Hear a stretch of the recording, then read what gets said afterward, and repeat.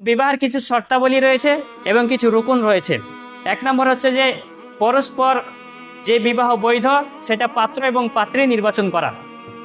মানে আমরা যদি সূরা নিসার 23 থেকে 25 নম্বর আয়াত পড়ি, সেখানে আল্লাহ রাব্বুল আলামিন স্পষ্ট করে দিয়েছেন যে কাদেরকে বিবাহ করা যাবে না, মানে কাদের সঙ্গে বিবাহ বৈধ নয়।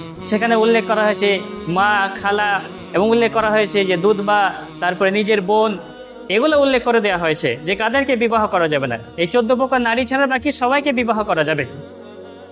অথচ আজকে আমরা আমাদের সমাজে এমন একটা সিচুয়েশন এস্টাবলিশ করেছি যেখানে আমরা মনে করি যে পাড়া সম্পর্কিত খালাতো বোন বা পাড়া সম্পর্কিত খালা, পাড়া সম্পর্কিত ফুফু, এরকম যদি সম্পর্কে হয় এবং কেউ বিবাহ করে, তো আমরা সেটাকে খারাপ দৃষ্টিতে দেখি যে লালা এটা কি করেছে, যে তার সম্পর্কে, পাড়া সম্পর্কে তার খালা হচ্ছে, তাকে সে বিবাহ করেছে।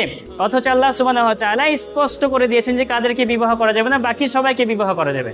তাহলে এই কথা যারা আমরা বলে থাকি যে পাড়া সম্পর্কিত, এই যে খালা, এদেরকে বিবাহ করা যাবে না, পাড়া সম্পর্কিত, এটা হচ্ছে একটা ইলমি অজ্ঞতা।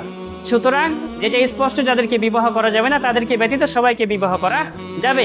এবং আপনার নিজের চাচাইতো ভাইয়ের মেয়েকেও বিবাহ করা যাবে, চাচাইতো ভাইয়ের মেয়েকেও বিবাহ করা যাবে।